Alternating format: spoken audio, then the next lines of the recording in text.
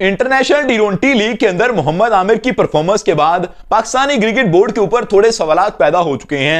मोहम्मद आमिर की रिटायरमेंट के ऊपर सवालात पैदा हो चुके हैं। एक प्लेयर उमूमन रिटायरमेंट का ऐलान उस वक्त करता है जब उसे लगता है कि उसके अंदर इतना स्टेमिना नहीं रहा कि वो लंबी क्रिकेट खेल सकता है, लेकिन मोहम्मद आमिर ने 2 दफा रिटायरमेंट का ऐलान कर दिया है और ऐसे मौके के ऊपर रिटायरमेंट का ऐलान किया कि इनकी परफॉर्मेंस एज इट इज खड़ी है। पहले इन्होंने साल 2020 के अंदर रिटायरमेंट का ऐलान किया था, लेकिन मोहम्मद आमिर की परफॉर्मेंस बेहतरीन थी, वो लीग्स के अंदर कहर हुए नजर आते थे। फिर साल 2024 के दिसंबर के अंदर मोहम्मद आमिर ने रिटायरमेंट का ऐलान कर दिया जब चैंपियन ट्रॉफी 2025 के स्क्वाड की बातें हो रही थी। आपको याद होगा कि मोहम्मद आमिर से पहले पूछा गया था कि क्या चैंपियन ट्रॉफी के अंदर आप खेलना चाहते हो, तो उन्होंने कहा था कि हां मैं खेलना चाहता हूं, अगर पाकिस्तान क्रिकेट बोर्ड मुझे बुलाएगा तो मैं टीम के अंदर जरूर जाऊंगा। फिर इन्हें स्क्वाड के अंदर शामिल नहीं किया गया। पाकिस्तान की जो सीरीज होती हुई नजर आ रही थी उनके अंदर इनको कंसीडर नहीं किया जा रहा था, तो मोहम्मद आमिर ने रिटायरमेंट का ऐलान कर दिया। अब इंटरनेशनल टी20 के एक मुकाबले के अंदर ये खेलते हुए नजर आए हैं। डेजर्ट वाइपर की टीम की नुमाइंदगी कर रहे हैं। शारजा वॉरियर के खिलाफ एक मुकाबला इन्होंने खेला कल के दिन के अंदर।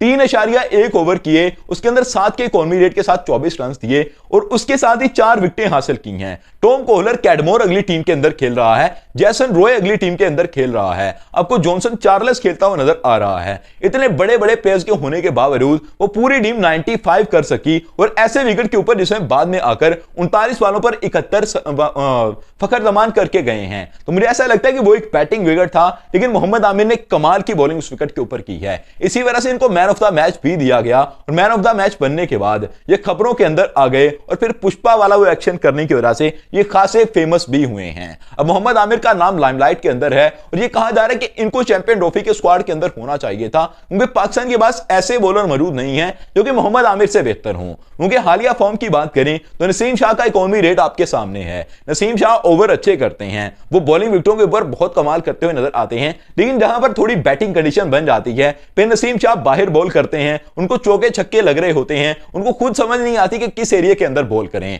अगर हारिस रऊफ की फॉर्म की बात करें तो ऑस्ट्रेलिया के अंदर उन्होंने बेहतरीन परफॉर्मेंस दी थी। पाकिस्तान की जो ऑस्ट्रेलिया के साथ सीरीज हुई थी उसके अंदर वो बेहतरीन खेले थे, लेकिन साउथ अफ्रीका के अंदर जाकर उनको मौका दिया गया। 2 टी20 मैचेस खिलाए गए, 2 उनको ओडीआई मुकाबले खिलाए गए। 4 मैचेस के अंदर एक भी विकेट हासिल करने के अंदर हारिस रऊफ कामयाब नहीं हुए। उनकी बॉलिंग के ऊपर बड़ा सवाल उठा था उस वक्त कि इनका इकॉनमी रेट भी अभी बढ़ रहा है, विकेट भी 4 मुकाबलों के अंदर कोई नहीं इन्होंने हासिल किया, तो पाकिस्तान के अंदर आकर ये क्या करेंगे। शहीनशाह अफरीदी की बात करें तो वो खुद को इंप्रूव कर रहे हैं, लेकिन पिछले टाइम के अंदर अप एंड डाउन उनके भी बहुत रहे हैं। तो मोहम्मद आमिर के बारे में आप कह सकते हो कि इतने बड़े up and down Mohammad Aamir के साथ आते नहीं हैं। मोहम्मद आमिर हमेशा अपने तसलसल के साथ खेलते हैं और अगर एक बॉल पर बाउंड्री लगती है बहुत सारे बड़े प्लेयरों की तरह अगली बॉल पर ही कमबैक करने की कोशिश करते हैं। मिचेल स्टार्क को देख लीजिए, राशिद खान को देख लीजिए, गरचे स्पिनर हैं लेकिन अगली बॉल पर ही कमबैक करना जानते हैं। पैट कमिंस की बात कर लें, जसप्रीत बुमराह की बात कर लें, मोहम्मद आमिर की बात कर लें, ये तमाम वो बॉलर हैं जो कि अगली बॉल पर कमबैक करते हैं जब इनको किसी बॉल पर बाउंड्री लगती है, कोई बंदा इनको चैलेंज कर रहा है। और आपने 12 दफा ये चीज मोहम्मद आमिर की तरफ से देखी होगी,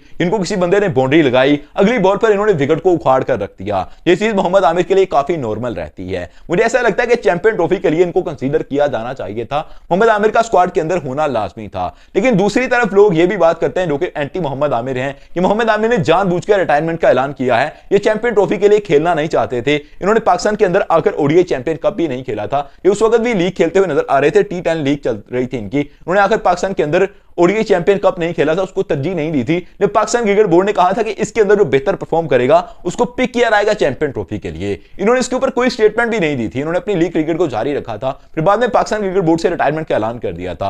और मोहम्मद हफीज ने पहले भी कहा था साल 2024 के अंदर टी20 वर्ल्ड कप खेलने के लिए जब मोहम्मद आमिर को टीम के अंदर वापस लाया गया था, इमाद वसीम को टीम के अंदर वापस लाया गया था, तो मोहम्मद हफीज ने उसके ऊपर स्टेटमेंट दी थी कि असल के अंदर इस वक्त लीग क्रिकेट नहीं हो रही है, इस वजह से ये दोनों आ गए पाकिस्तानी क्रिकेट के अंदर और जैसे ही लीग क्रिकेट होगी ये वापस से लीग क्रिकेट की तरफ चले जाएंगे, ये पाकिस्तानी टीम के अंदर खेलने के लिए आए ही नहीं हैं। तो कुछ लोग ऐसी स्टेटमेंट देते हुए भी नजर आ रहे हैं, लेकिन मुझे ये चीजें ज्यादा समझ के अंदर नहीं आती, क्योंकि मोहम्मद आमिर हमेशा पाकिस्तान की बात करते हैं, पाकिस्तानी टीम के हक की बात करते हैं। आपको इस बारे में क्या लगता है कमेंट करके अपनी राय का इजहार जरूर कीजिएगा। Subscribe channel for more videos. Thank you all the way to